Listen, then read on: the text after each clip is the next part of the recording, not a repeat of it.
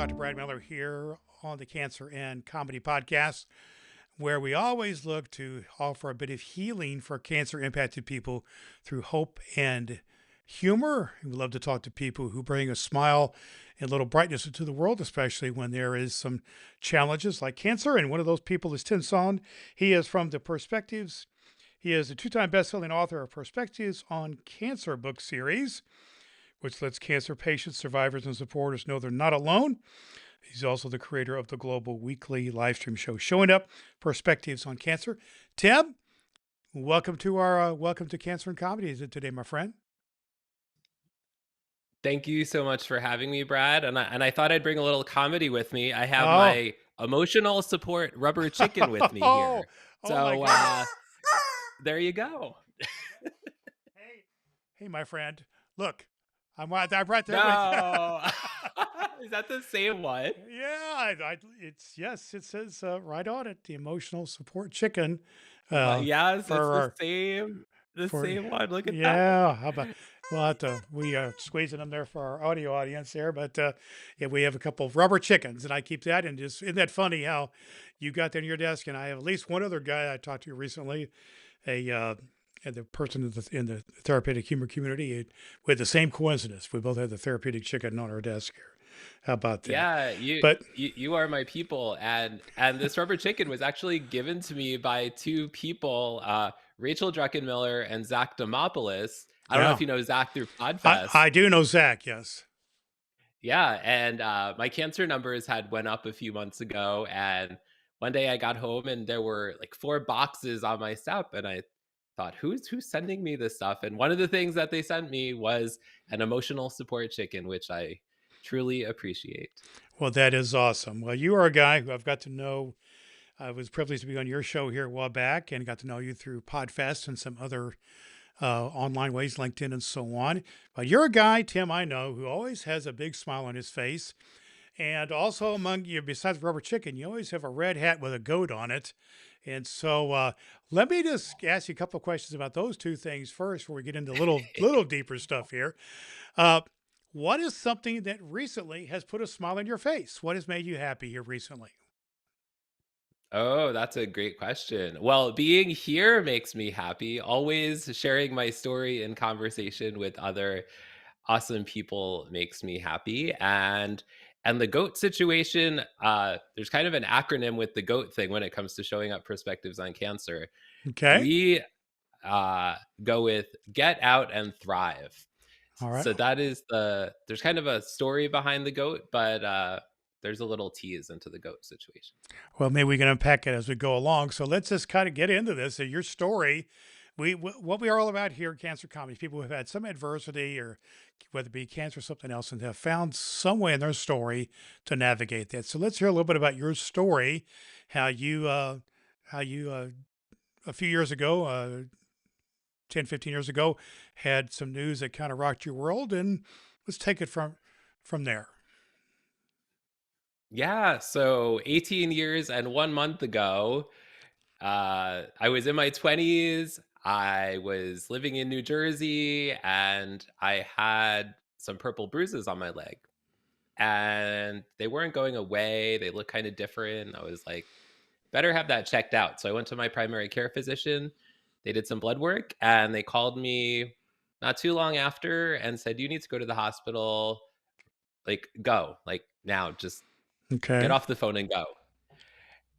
So I went to a hospital about 2 hours away from where I lived at the time.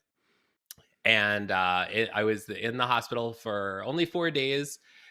In that time, they diagnosed me with chronic myeloid leukemia, which is a chronic blood Hmm. cancer. And, it's funny. I never thought I would get cancer, but so many people in my extended family have cancer or Hmm. have had cancer or passive cancer. But I never consciously thought, like, that I could actually get cancer. Hmm. So what was that like? Just to kind of walk us through the, you said that other people had had cancer in your family, but what was your emotional roller coaster or whatever you went through at that time for yourself or anybody close to you in your family or life? What was that like for you right at that moment? Yeah, so first it was shock, like cancer, leukemia. What is leukemia? The only thing I knew about leukemia at the time was that somebody from when I was in elementary school, another student had died of leukemia. That's really the only thing I've ever heard of it in my life. So I was just kind of in shock at first, and then kind of went into the mode like, okay, now what do we do? They had a clinical trial option, but nobody else had taken it at that point. So we nixed that one and we switched to, I ended up using a different treatment that it wasn't out too long, but it was having good success. There were good anecdotes about it. So, but definitely the emotional component of chronic myeloid leukemia, at least in my journey, has been a lot more challenging than the physical one. Well, so you had the physical challenge, not it kind of rocked your world. It sounded like knocked you back in your heels, and the emotional challenge was there. And so, was there anyone else in your life at this time, parents or anybody else involved with your life who came to be supportive of you during those early stages of your cancer journey? Yeah, for sure. Both my mom and my dad, and also my sister Eileen. They were both, or all of them were very supportive. They all came to the hospital. My mom had worked in public she was a public health nurse her whole life, so her entire career. So that was helpful, and she had also worked at the hospital previously that I was at, so she knew some doctors, um, and that was all helpful as well. So having family members, but also family members with a health background was definitely helpful when we had to make some decisions. Yeah. So it sounds like some of these decisions may have led you to some kind of emotional low points. Is that a fair thing to say that some of this journey had its places when you found yourself in the ditch a little bit? So that may be hard Yeah. to do, but take us there a little bit because I think we have to go to those, get into, we find out how we dealt in the ditch, so to speak, before we can get out and thrive otherwise. So take us there for a minute. Yeah. Yeah, so kind of my journey has been that I had some amount of leukemia in my body for 15 years. And then unexpectedly, it went away for a year and a half, which was exciting, but I wasn't really sure what to do with that. And then it came back after a year and a half in a small amount, and then a more amount, and then now a lesser amount. So it's kind of like how do you stay in the present moment so you're not thinking too far ahead, right? Like I know something that I've learned in my journey is like to live life to the fullest Hmm. because you never know when you're not gonna be here anymore. Wow. Um, so that's been really something life changing for me because especially like in the first 15 years, I I took a pill every day. I felt pretty much fine. Like I was living life like like nobody would ever know I had cancer. I would barely know I had cancer except I took a pill every day, you Yeah. know? But then after my cancer went away and then came back and it's like this roller coaster. At that point, I was like I need to be more intentional in how I live my life. And a part of this living your life every day was getting a little more involved with sharing your story with other people. If I'm understanding you correctly, Tim, you went really if you were diagnosed 18 years ago, and to my awareness, you've been kind of active in social media and other ways last maybe 6, 7 years, something like that. So was this recurrence of the leukemia, at least its impact, a part of your decision, at least in some part, to put yourself out there a little bit more? Take me through that process a little bit. Yeah, so I had seen a video that Steve Sullivan, he passed away within the last 2 years, but he was a 35 plus year acute myeloid leukemia survivor. And he had put a video on LinkedIn on National Cancer Survivor Day and just sharing his story. And I was really inspired by it. And a few other things that happened. I was invited on a show called Podcast Not Podcast with host and my friend Jenny Gold, and I had told her about my story, but those first 15 years, not many people knew that I had cancer, Hmm. except, family members, maybe a few really close friends, but mostly nobody.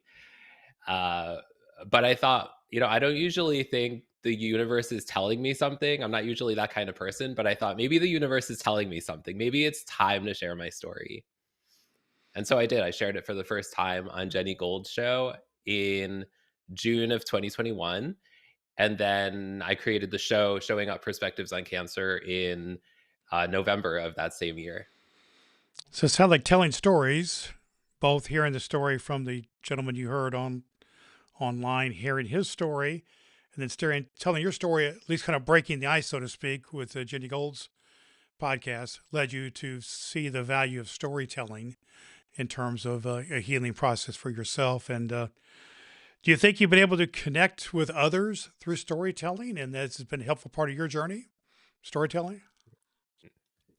Yeah, I have found that storytelling has been the most incredible way to connect with other people by sharing my cancer story. But before I started sharing my cancer story on LinkedIn, I started sharing my struggle with chronic migraines, which I used to get a lot worse. Hmm. And when I received the love and support and care messages, comments from people, I was like, wow. And other people were saying, like, I get chronic migraines also. And just kind of like sharing our stories connected us in a way that we wouldn't have connected if we didn't share that part of our lives.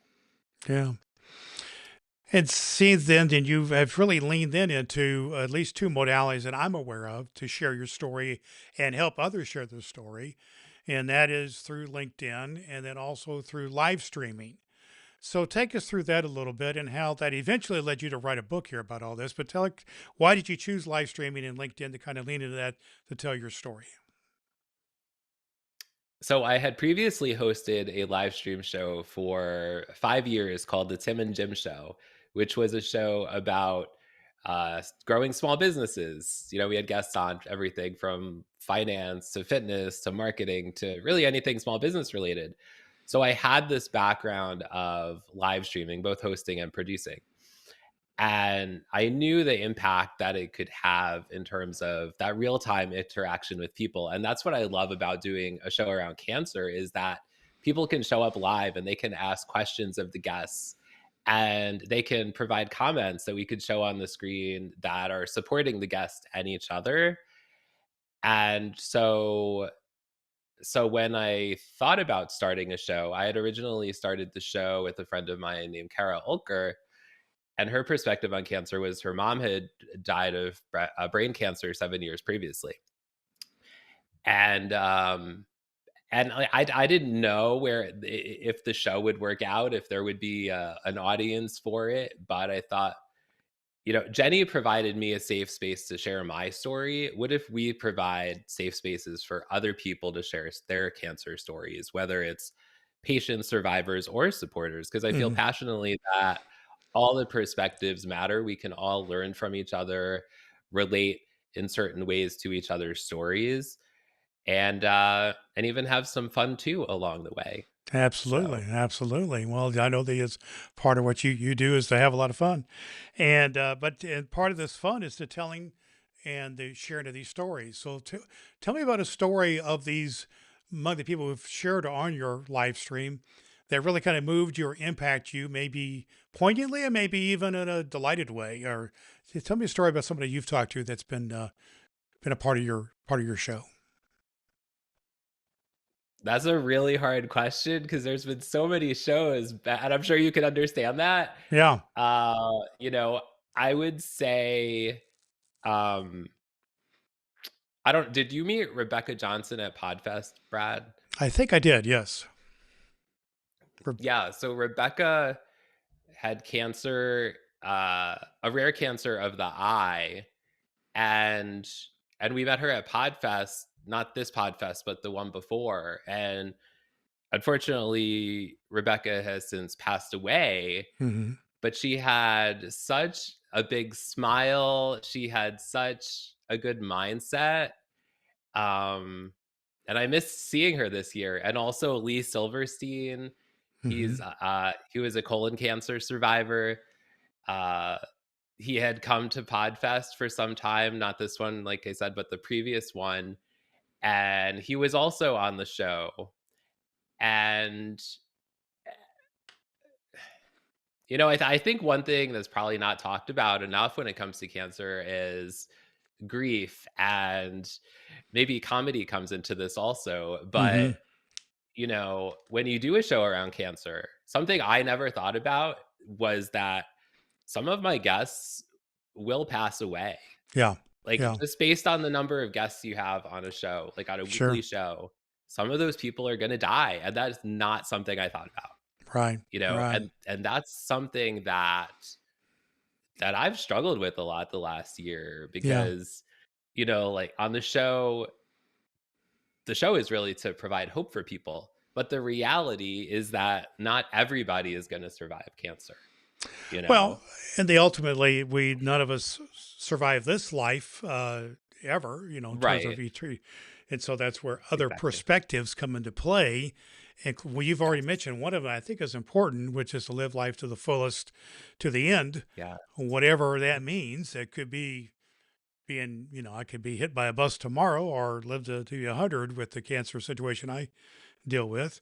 And you've lived 18 years, and there was a time and place when that would have been really unlikely with your type of cancer that you had. And so live your life to the fullest is one aspect of it. And of course, there's for those folks who are spiritual people, believers, there's the aspect of new life and Mhm. eternal life as well, and that are there as well. And then, but there's also this bond of relationship and living on. And one of the ways people live on is through their recorded messages, including sharing their Yeah. story through live streaming and podcasting and things like that. So let's lean into that just for a second here. Yeah. You said you got into live streaming because you had a little experience with it in the business sector and so on. But you see it as a medium of choice here, a medium that is a kind of a powerful medium for people to be able to tell their story and for their story to make an impact on others who need to hear it. Those who are out there who need to hear a message of hope. Maybe they're in a bad situation with leukemia or something else. Tell me about that. Yeah.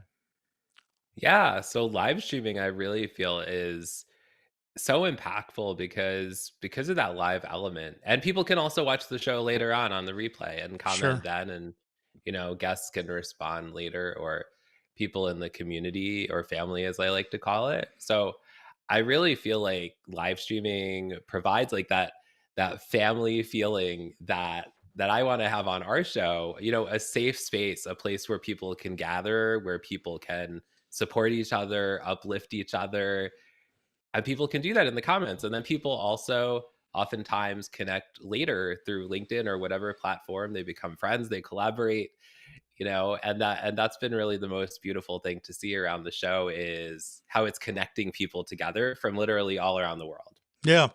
One of the things I loved about being on your show, and as I've watched other episodes of your show and got to know you personally, is you have this phrase that you use that I love, and it's two words: showing up. And tell me about the importance of showing up. If, as far as I know, you are pretty darn consistent of doing your show every Wednesday night. And then, but tell me about the significance of that phrase showing up. Where does that come from? And what's the power of that phrase showing up? So showing up is, I mean, originally we were brainstorming a name for the show, and the name of the show became Showing Up: Perspectives on Cancer.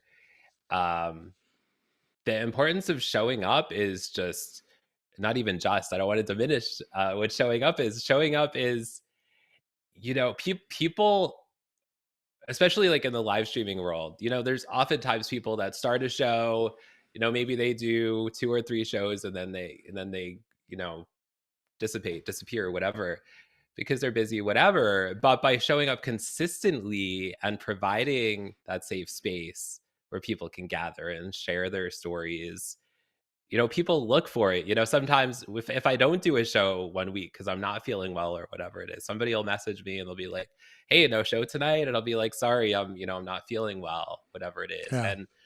And I did take a month off in December because um it was just getting to be a lot, like a weekly show. And then also, you were talking a little bit about the books. I've done two perspectives on cancer books and one perspectives on invisible illness book. And I also host an annual in person event. Right. So it's a lot.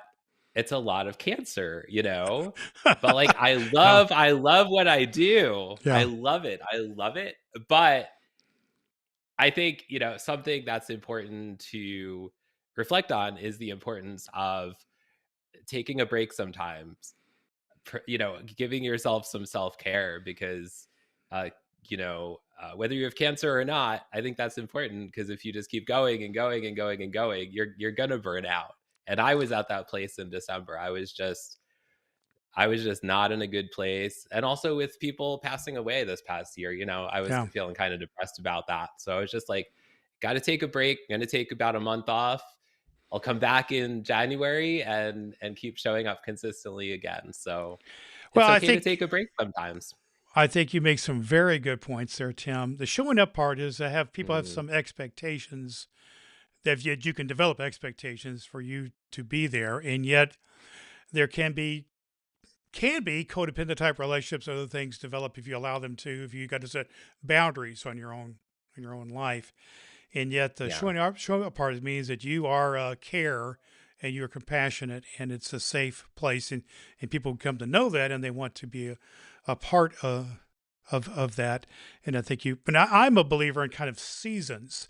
You kind of go hard for a Yeah. while, then you take a break, but they I like that. try to frame it in such a way that you take a season of working hard and but help people to know that, okay, I'm taking a break here, but we're coming back X amount of time. I've not always been good at this, mind you, but that's kind of the way I Yeah. did it. When I was a pastor, always go hard leading up to Easter, for instance, Mhm. as a pastor, get ready for Easter season, and then take a bit, a spring break or two, spring break after that for a few couple weeks, and Sure. Yeah. that type of thing. But I love that thing about how but because I believe the showing up part, Tim, does something else that I think you have created in a very genuine and real way, and that's creating community where people Mhm. really care about you because they know that you care about them. And there are people who look forward then to being with you on your Wednesday night show at other times. So, tell me about the importance of sense of fostering a sense of community, especially among people who have had something devastating happen to them, like a cancer diagnosis. What part does that play in healing for people? Yeah, I think community is so important when it comes to a cancer journey, no matter your connection to cancer, because you need people that nobody's going to completely understand your story, but everybody who has had cancer or will have cancer will hear the words, you have cancer or something, so, or you have leukemia. Right. And so to be able to connect with other humans that can understand even part of your story. I know oftentimes and other people who have been on the show, especially who have cancers that are invisible, feel misunderstood because people can't see their cancer. And maybe you're going through something. Maybe you don't want to announce it to the world, but you kind of wish that they knew what was going on. And maybe it would influence how they had a conversation with you or something like that. Yeah. Um, but I think that the community aspect, that's my favorite part of the show. It's the people, after shows, oftentimes I'll send a few people a direct message. I'll say, "Hey, thanks so much for coming to the show." Um, Because and just start a you start to conversation. recognize some names and such for your Yeah, community who are showing up exactly. on your live stream and that type of thing. And that seems it seems like this Yeah. sense of community, and you correct me if I'm wrong here, but it's also led you to want to tell the story even a little deeper by putting together some books, in some ways, or compilation of these stories that have helped to put the word out there. Tell me about how the books came about and what was the impact of doing those. Yeah, thanks for asking about the books. A friend of mine, Veronica Jeans, had written several books about Shopify. She's an expert on e-commerce. And she was telling me about the book she was doing. And she was saying, people say you can't make money on books, but I'm making money doing books. It wasn't a ton of money, but she was making money doing books. And Right. that's not why I did this for showing up. Mhm. Although the most recent book, Perspectives on Invisible Illnesses, all the proceeds from that book are going to Showing Up Perspectives on Cancer, which is now a 501(c)(3) nonprofit organization. Awesome. Uh, yeah, thank you. Thank you. And so the idea behind the books was just another avenue for for people to have a safe space to share their stories, similar to the live stream show, except these are compilation books, collaborative books. You know, I invite people of all the different perspectives as well to share their stories in these books, and it's cool to see the impact the books have on people that read on people that read the books. But also, what the books do is bring people together. Oftentimes, the authors in these books don't know each other, or some of them don't know each other, so they'll connect, and whatever results from that as well. So Yeah. really similar to the live stream show, in terms of the collaborative nature, the community aspect, just through a But it book. but it also puts it just another medium of books. It can be on the bookshelf at Barnes and Nobles or Amazon and so on, and people can acquire. And there are certain people who are readers who are going to connect up That's it. in that way, and all that led you. And you mentioned it here already. Something I did want to touch on is you created a nonprofit out of this, and I know a little bit about creating and dealing with nonprofits. What led you to do that, and what's the mission and purpose of your nonprofit? Yeah, so I had actually announced, I think it was in 2022, that Showing Up was going to become a nonprofit. And I don't know, I had this mental block in my head to doing it. I don't know if it's because I'm somebody who, like, I like things done a certain way. And when you have a nonprofit, you have other people involved, but at the same time, I needed help because doing all of these things takes a lot of work, and up to recently I've been doing most of it. So really the idea behind the nonprofit is we're going to continue doing the same things, and I'm sure additional things as well, to provide safe spaces for patients, survivors, and supporters to share their stories and connect, as well as find resources for healing, hope, and resilience.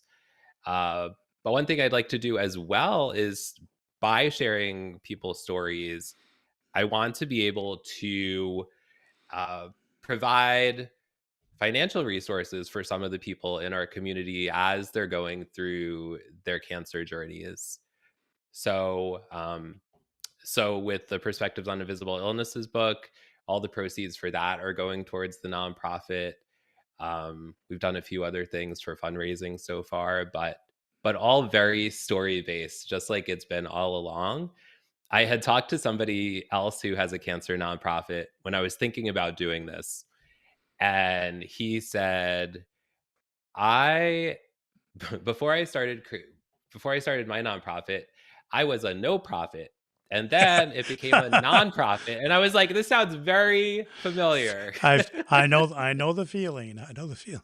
Mm, So it sounds like you've at least it's been worthwhile. It sounds like even from a financial standpoint, you're at least making some contribution to the nonprofit, is my understanding, and so that's a good thing. So and we'll put links to all that in yes. our show notes here at cancerandcomedy.com, of course, so people could be aware about that. And Thank you. tell me a story, Tim, about how what you're doing has encouraged someone who was discouraged. A story that you've heard about. So this was probably about 2 years ago, and somebody had sent me a message on LinkedIn and said, "I found out today that I was diagnosed with chronic myeloid leukemia, which is the exact cancer that I have." She said, "I'm feeling overwhelmed." So I messaged her back and I said, "Do you want to get on a call? We could talk." And she was like, "Sure, that would be really great." So we got on a call, and she, expressed again that she had just found out she was feeling overwhelmed, and would I share my story with her? And I said, "Sure." And I started it out with, I think at this point it was 17 years. I said, 17 years ago, when I was in my 20s, I was diagnosed with chronic myeloid leukemia. And she said, 17 years ago? And I said, "Yeah, 17 years ago." And then I told her the rest of the story, and she said, "I feel so much better now because you shared your story, and you're still here. All You're right. you're you're like right here, right?" And I think oftentimes when people have cancer for a long time, you feel like does your story matter? Right? But Right. if you're here for 18 years or 10 years or whatever the amount is, that gives people hope just by the fact that you're still here. And if you share your story, you're giving people hope. Yeah. And so that is the most memorable conversation that I have had over the last few years because she had the same kind of cancer for me. She reached out to me on LinkedIn. But I told her my story she was early in the journey, and she was encouraged by the that fact. day. Oh, that very day. Oh my goodness. She had Yeah. just found out that day that she So was she was still at it. in the shock phase of things. So yeah. Well, that's it. That's Exactly. awesome. So that to me, those are the types of stories that make it worth it to me when I hear about those type of stories about something now I had some small part in may have been encouraging to someone, or like we like to say here, trying to take the grim and turn it into a grin. At least the grin meaning Right. having something worthwhile and something to look forward to and to learn something myself. So I'm interested in Tim and what you've learned along the way here. What has been encouraging to you, or what are lessons that you've learned along your journey here, especially as you've put yourself out there, really put yourself out there a lot to be kind of a face, as it were, of perspectives on cancer. What have you learned? I've learned that it's important to take care of myself or for you to take care of yourself because if you don't take care of yourself and you are showing up for other people, it's going to be really hard to keep showing up for other people. So I would say the first thing is take care of yourself, whatever that looks like. For me, I like going for walks in nature, which doesn't work out very well when it's like -3 degrees in Pennsylvania. Right. Yeah. I So understand. I go walking in a store instead. I get some Uh, exercise in a warmer environment. be a Um, Walmart walker or whatever, huh? Yeah, Walmart or Lowe's. They have a pretty whatever. good track around the outside. Lowe's, pretty There good you go. There situation. you go. Yeah. So if you want to go See, walking in the winter, shout out to Lowe's, there you go. the not yet sponsor of the show. Well, hey, there you go. That's something else. But well, you've touched on something I'd like to swing around with you here for before we conclude our conversation. Because you mentioned how you were to take care of yourself, but there's also the caregivers who are impacted, and you've that's kind of the silent uh, people impacted by cancer. What do you got to say about those folks? What advice would you give to caregivers who support folks like you and me who deal with cancer? How can they show up to be helpful? So I think communication is really important when it comes to caregivers and patients because oftentimes either one of you are going through a lot, right? Caregivers are doing a lot of the work. Patients are hopefully healing, they're getting chemo, they're getting radiation, they're whatever they're doing, but they're both going through a lot at the same time or maybe different times as well. So I think it's important for both people to give each other grace and also to try to communicate as best as you can with each other in terms of like what you do need or what you don't want. One thing that I've learned in my cancer journey before the last few years, before I started sharing my story, I did not ask for what I needed and wanted. I was a very go with the flow kind of guy. Yes, no problem, sure. But after sharing my story and hearing the stories of others, um, I have learned, oh, and with the help of therapy, I have learned to ask for what I need and want. And Yeah, do I always get my way? No. But is it important to advocate for yourself? For right. sure. A part of caring for others is caring for self. So that's awesome. Yeah, for So, sure. so good. Well, I got it. We got to come back around to this, my friend. For my audio audience, and but I just want to share that Tim is a guy with a big smile on his face, but he always is known for wearing a red bucket hat with a white goat on it. And we touched on it at the beginning of our conversation, but yeah, you got to unpack the story of the white goat, red hat thing here, my friend. Sure. So the deal with the GOAT is, well, first of all, it's an acronym. It stands for Get Out and Thrive. But uh, I'm showing this on the screen right now. This is a screaming goat. Yeah.